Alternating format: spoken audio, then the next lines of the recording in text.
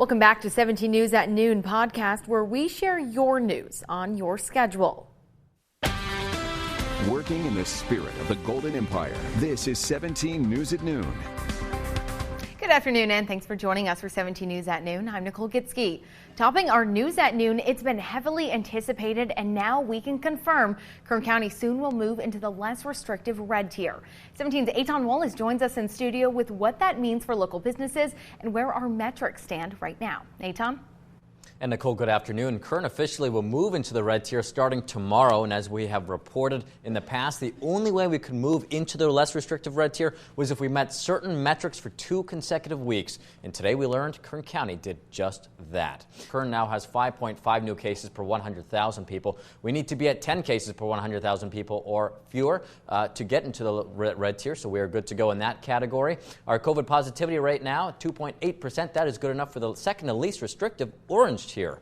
In Kern's health equity metric, or in simpler terms, the positivity rate in socioeconomically challenged communities, well, that stands at 3.9%. That too meets the orange tier. Because we have met these metrics for the following weeks, the last 2 weeks, here is what that means for local businesses. Retail capacity goes from 25% to 50%. Shopping center capacity also now goes to 50%. Food courts can reopen with modifications. Museums, zoos, and aquariums can also open indoors as well. Movie theaters and restaurants can open indoors at 25% capacity or 100 people, whichever is fewer. Now, at the Board of Supervisors meeting this morning, county leaders also addressed the situation at our local hospitals. Where do we sit as far as ICU capacity and hospitalizations? Supervisor Scribner, through the chair, we're seeing our hospitalizations and ICUs due to COVID-19 at one of the lowest rates that we've seen it in quite a long time. And that is certainly good news. In case you are also wondering when Kern may move from the red tier into the next less restrictive orange tier, well, the state requires every county to remain in the tier for at least 3 weeks and meet metrics for the next less restrictive tier for at least 2 weeks. Now, to break that down into simpler terms, that means Kern could move into the next less restrictive orange tier by April 7th. Ahead on 17 News at 5 p.m., we will have more on the vaccination effort in Kern County. We'll see you then. In studio, Eitan Wallace, 17 News. All right, thanks for that breakdown, Eitan. Now to a grim milestone in the fight against COVID-19. We have reached 1,100 deaths in Kern County, with 6 deaths being reported today. Public Health also announced 83 new cases today. 95 people are currently in the hospital being treated with more acute symptoms of COVID-19. 17 are being treated in intensive care units. Meantime, a grave milestone in the number of U.S. COVID-19 cases. As of today, the United States has had more than 30 million confirmed cases of the coronavirus. That's according to the latest numbers compiled by NBC News. The new numbers come as the pace of vaccinations continue to pick up, with the county giving out about 2.5 million shots per day. It also comes as more states and cities lift restrictions. Health experts remind people to follow the 3 W's. Wear a mask, wash your hands, and watch your distance. Well, another vaccine could soon make its way into the arms of Americans. AstraZeneca says its vaccine, developed with the University of Oxford, was found to be both safe and effective in trials conducted in the U.S., Peru, and Chile. In a statement, the company says the 2-dose vaccine reduced symptomatic disease by 79% and severe COVID symptoms and death by 100%. And Clinica Sierra Vista is helping to vaccinate one of our most vulnerable populations, the homeless. Today, Clinica is offering the coronavirus vaccine to our homeless community. This is a population that is, it certainly has challenges to find, to convince to take this and to work with them and let them know why. So this is more of a one-on-one interaction where the mass vaccination sites may not cater to this specific population. So that one-on-one question and answer, confidence, trust that we have with a lot of these populations, whether it be on the riverbed, here in the metro area, it's key to being able to get that vaccine out where a mass vax site may not be the best option. Clinica is offering the Johnson & Johnson vaccine, a 1-dose shot. Callahan says being able to protect this population is essential in the fight against COVID-19. Meantime, a new mass vaccination site is coming to Bakersfield.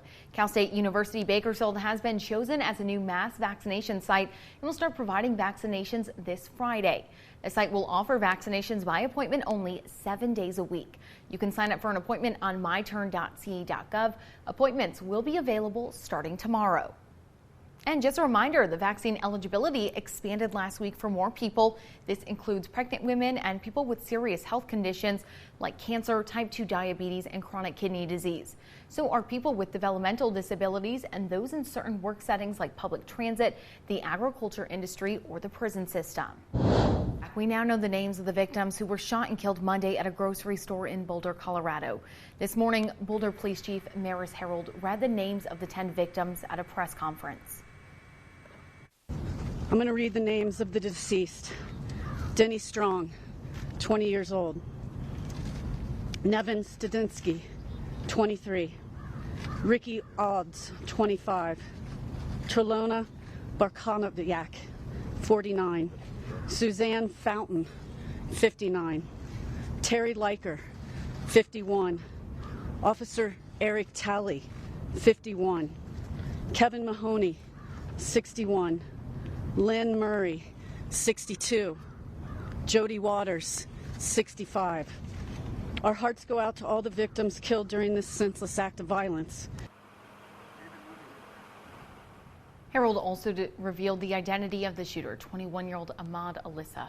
He is facing charges on 10 counts of first-degree murder. Still, many questions remain unanswered, namely the motive, namely the weapon that the suspect used in this case. But police say they are investigating, asking questions, still processing the scene, and that could take days as this investigation moves forward. This cannot be our new normal. We should be able to feel safe in our grocery stores. We should be able to feel safe in our schools, in our movie theaters, and in our communities. We need to see a change because we have lost far too many lives. And 2 people were found dead in Southern California after a kidnapping that was captured on a Zoom call. Los Angeles County Sheriff's deputies were sent to a house in Altadena on Monday afternoon.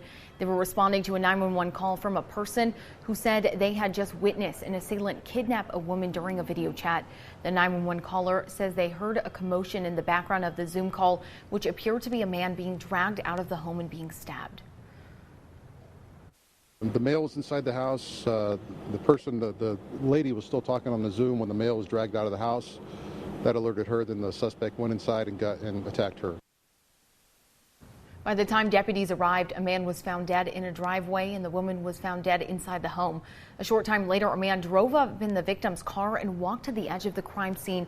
He was quickly taken into custody for questioning.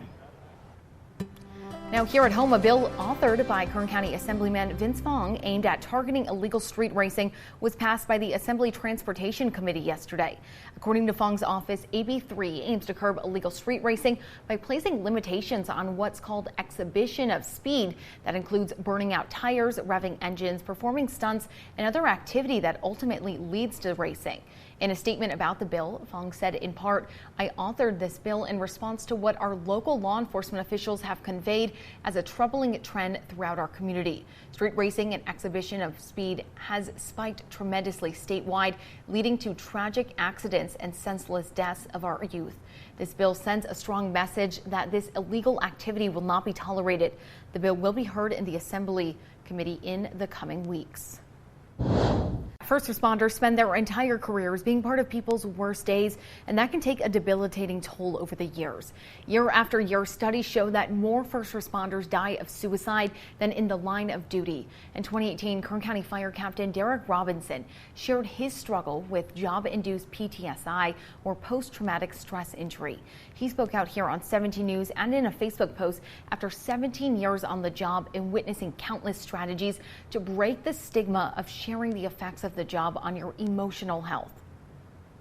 I think people have a tendency to shy away from asking for help when you call it a disorder, because then it seems like maybe it's a sentence to a condition for the rest of your life, which is not in fact the case. It is very treatable as an injury, as same as shoulder or knee or any other injury you might suffer on the job.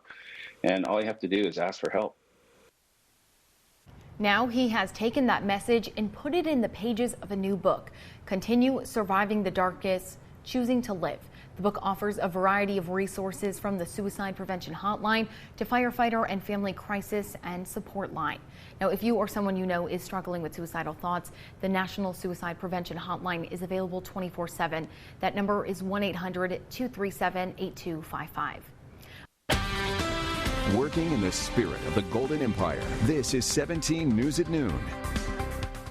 The 17 News at Noon podcast is a production of KGET and Nexstar Media Group. For more on all of the headlines in today's show, head to kget.com.